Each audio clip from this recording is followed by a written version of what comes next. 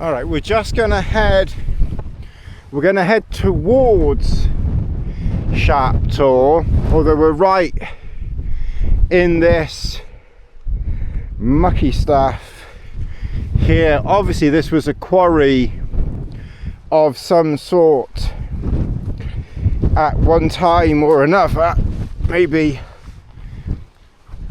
100 or 150 years ago. This valley, I think, would have been a quarry. You can see the Littlestar just down there, and it's quite breezy up here, and this wind wouldn't have changed. It's been like this the entire time. So, you know, obviously if you go out and it's windy, this really is not a good place to get out of here. I really don't think many people are going to be coming up here. Yeah, so if it's really, really windy, you know, try and have, you know, a backup plan as to somewhere where you can go. You don't have to run back home crying to mummy, it was windy, mummy, and I couldn't camp. You know, try and have a backup. And like I said, my original plan was I was going to pack up and I was going to head up over that way today, but it's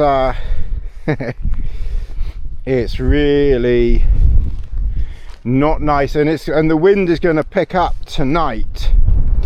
At the moment the gusts up the top are about 40 odd miles an hour, well, according to the forecast anyway. Just feels like a breeze here, but tonight, according to the forecast, they're going to be 55 miles an hour. I don't know where I'm going. Mummy, I don't know where I'm going. We're not really going anywhere, to be honest. We're heading up, but the only thing that we're showing as we head up is that it is getting windier and windier. That's literally the only thing that we're showing. To be honest, we don't have to go to Sharp Tor, and I really don't think we're going to benefit anything by getting up there, if we even get up there. Ooh, yeah, it's definitely picking up now. So I'm definitely thankful for my sheltered spot, which we can't even see down there. Actually, we probably got lucky that they did quarry this area, because if this valley there, you see the yeet. Oh, it's getting a bit breezier now. We're able to show a bit more as to how much wind the Hobbs has got now. Oh bugger, that's my stuff sack. Oh god, that's my stuff sack. Oh, we don't want to lose that. That's the trouble with just going off with half a pack and not really checking things, because the other thing I wanted to try and do, which given the weather and that I've never used them yet. I'm probably going to go back to camp where I'm not having my head blown off in this wind. But I've got these two connector things. One here, this is some Chinese thing, and this is the original Garmin connector, and I really want to have a little bit of a play with them. But if this had been a regular valley, we might have struggled, to be fair, we might have struggled to pitch in here. So to be fair to those that do go back, sometimes I just don't think you have a choice. Although, if you go up here and then down the other side, given that it's a westerly breeze, probably all you need to do, you know, is literally to get down into the valley behind this row of hills. Obviously you've got Sharptor just up here, Hairtor just over there, and you know, you would be able to get into those hills.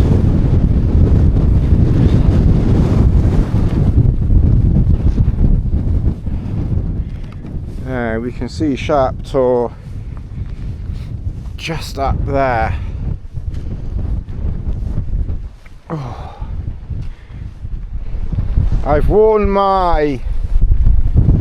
these trail shoes. How I came about these is a friend of mine got them, a local friend. He doesn't do walking, but he likes their shoes, but he doesn't walk. Well, he walks, but not like this. Whoa. Alright, well, we're definitely showing that we've got the wind up here. So we're definitely showing that we've got a nice sheltered spot down there. Oh, that's my yak gone. Oh, bloody hell. Jesus. Whoo.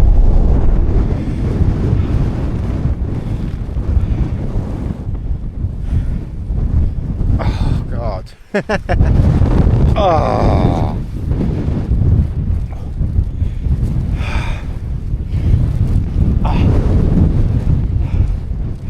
That is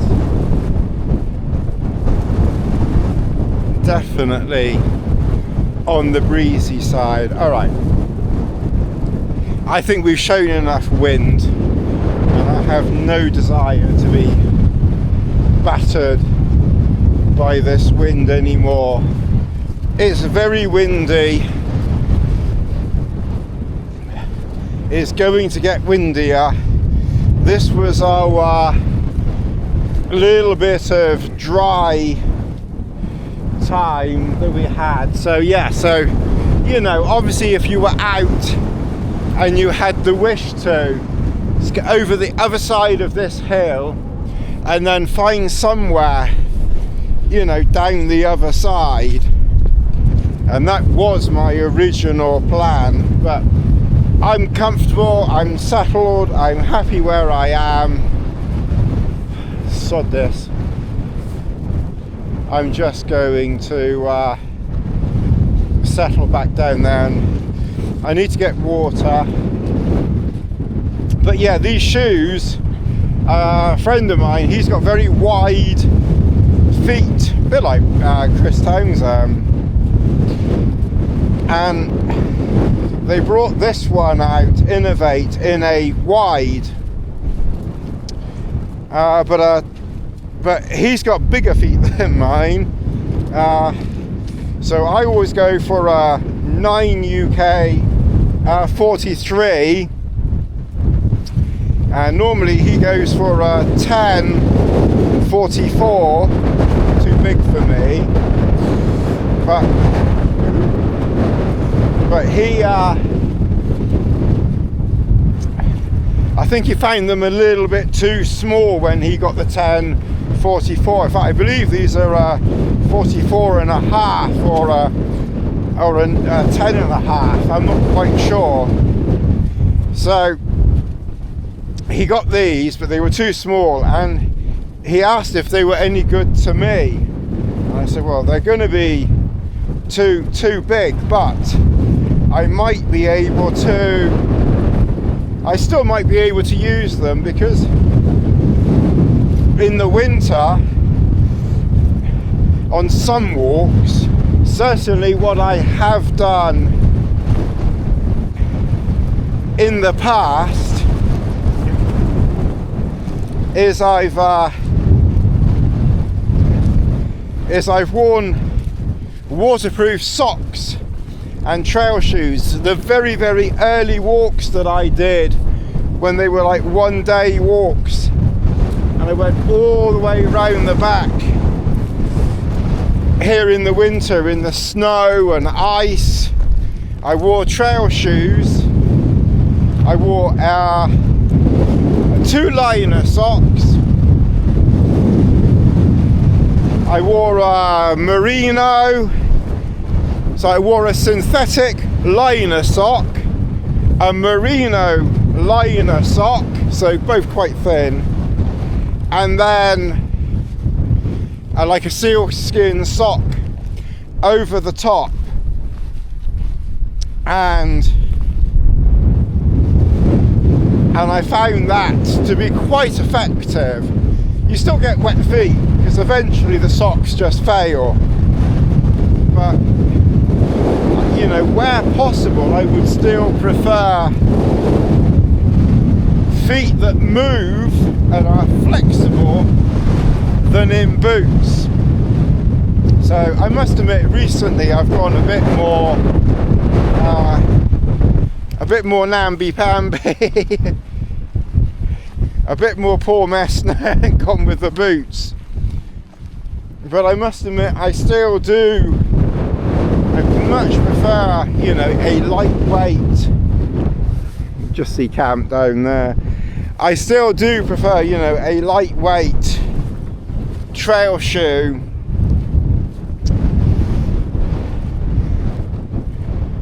And if, you know, now probably if it was like really cold and I wasn't going to be doing streams and things, I must admit I have gone to boots a bit more recently, the last few years in the winter. But I thought that it would be a good opportunity.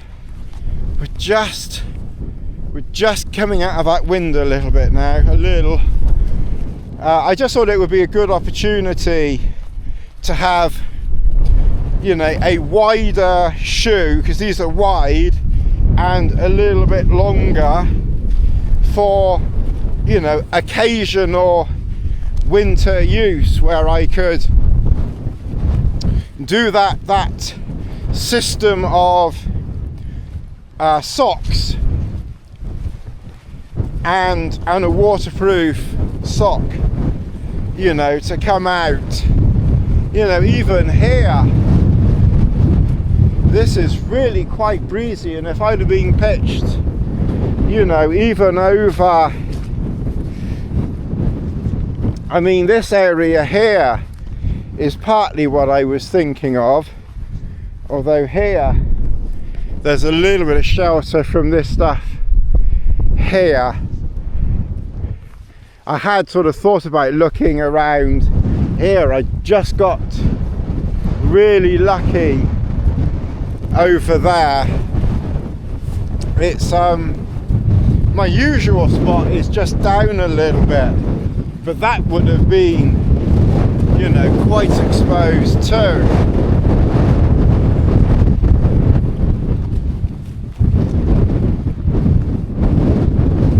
But just here, it's still quite breezy, but because it's quite low and behind there, it is definitely more sheltered. I just need to adjust the center pole a little bit, but it's definitely we're just round the corner here. This is a really it just fitted in there perfectly. I think any one-man tent would fit here. The super mid might have been a bit more of a problem, being quite high. Oh, that mist is coming in again. Anyway, we're back down to camp. We didn't go very far, but it was a leg stretch. I'm just going to play with these attachments for a minute, get some water, try and warm my hands up. We've got about 40 minutes of daylight, so I'm just going to play and then we'll catch up again in a minute. And I think I need something else to eat too. Here we are in camp. It's about, it's not even 5:30 yet, it's about 20 past 5 and pitch black out. The solar panel put, well, probably about a bit in the power bank, but not even enough for the light.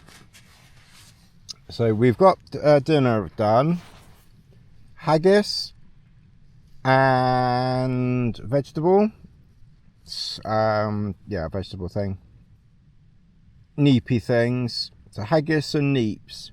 And then because I slightly overdid the water, I put a potato and leek soup in as well. And we're just watching a film and chilling out. There's a little bit of condensation at the back there. So just as a precaution, I've put my raincoat over the end of the sleeping bag. You know, if you do get a bit of condensation, it's not exactly very much, but it's just a precaution.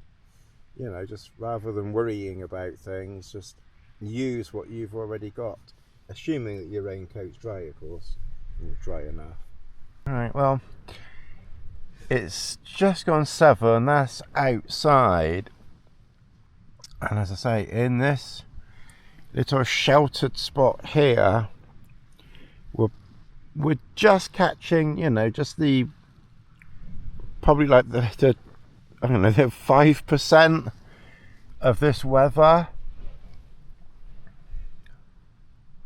You can hear it whistling overhead, but this is a perfect spot.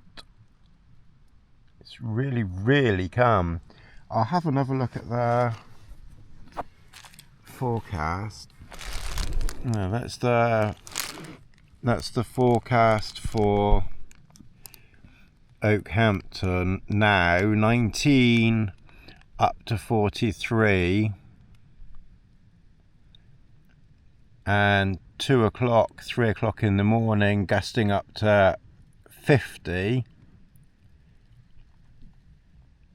7, 8 o'clock 54, 10 o'clock 53, 12 o'clock 53, sunshine and showers. So I don't know what it's going to be like. That's for Oakhampton. If we go for Fairtor,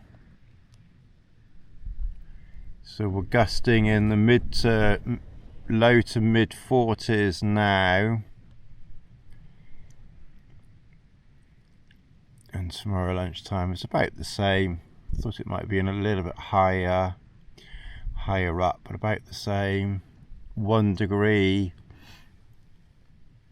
sunny intervals, maybe snow showers, so that'll be interesting. But it's showing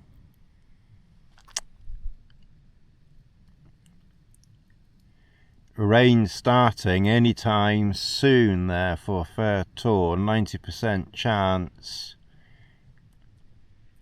and then all the way through until, oh, well, there it's showing stopping maybe at 2 o'clock tomorrow afternoon.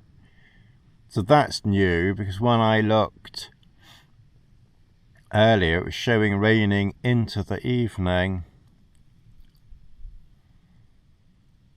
Monday morning dry, raining in the afternoon. We'll be back then. Monday much calmer, 12-15 degrees.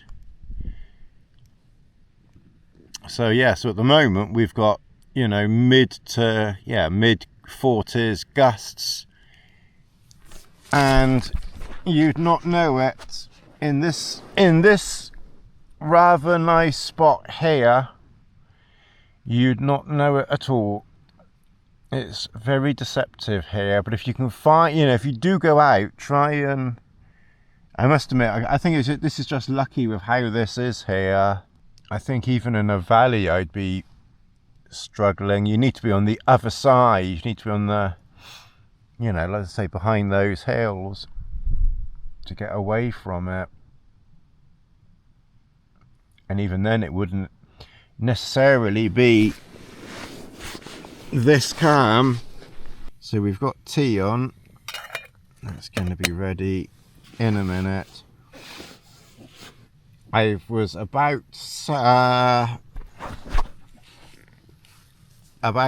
o'clock, 5:30. I was really quite tired, so I put my head down just to rest the old eyeballs at 5:30, and then I woke up again. I don't know if I fell asleep or not, but I was certainly very comatose for a while, and then I woke up. It was about 7. So I'm just going to carry on pottering in camp, relaxing, chilling out, and we will, you know, catch up later on or in the morning. We're not doing anything this trip. This is just a let's just get out camping trip and see how the house sitter gets on. So I thought I'd show you around inside the Littlestar at night. So that's the space that you've got over there. So it's definitely less space. There's definitely less space than in the Trailstar over there, but it's still over there. There's still space that you're not ever going to use unless you've got, you know, dogs or something like that. This is the, you know, the normal bed, mat, ground sheet thing, and it's well inside. I have just put the jacket over my feet because there's a little bit of damp on the wall down there, not very much, but just, you know, I'm just being cautious. But there's no damp on the jacket or anything, as you can see. There's no moisture on the walls.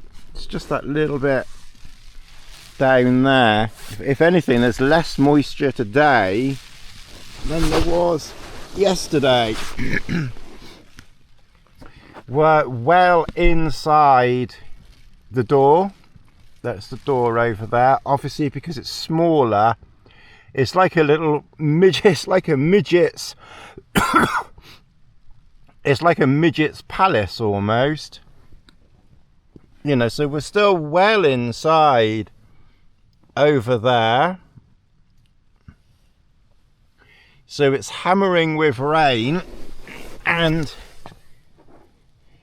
you know, I've got it fairly close to the ground, not very close, because I want to give myself, you know, a little bit of room. The biggest problem is if you pitch very close to the ground all the way around, you know, you're going to severely limit your space, you know, inside.